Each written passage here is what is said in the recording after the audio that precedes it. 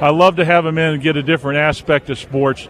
Jalen Rose is with us, ESPN and ABC. If you're NBA, this is your man. Jalen, appreciate you, buddy. Thanks for coming in. Thank you kindly for having me on. Always, always. You know, I watched you over the years. One of the things I love about you is your honesty in the camera. I think people appreciate that. And really just a breakdown, not just of the X's and O's of the game, but the personal side of the game in terms of, you know, how people approach the game of basketball.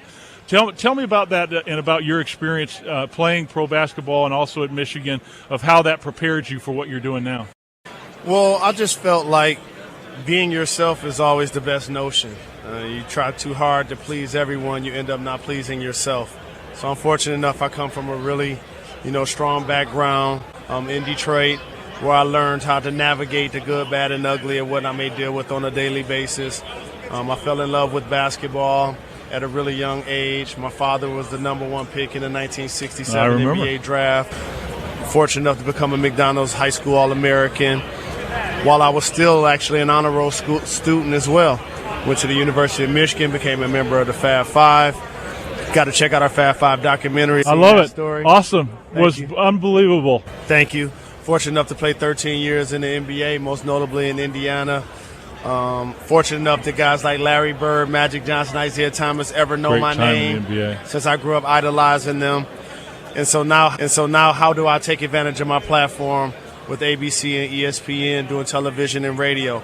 Well, things that I'm passionate about, and I'm really passionate about my philanthropic endeavors, in particular how it affects education in our society. You and I have a lot in common.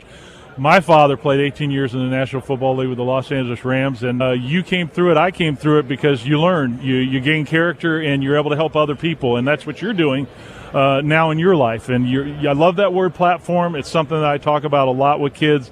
You don't have to be a superstar. You don't have to be an actor, an entertainer, an athlete. You need to be where you're at with the influence you have in the place you're at, and using your platform or the way you communicate with others to be a difference maker for others.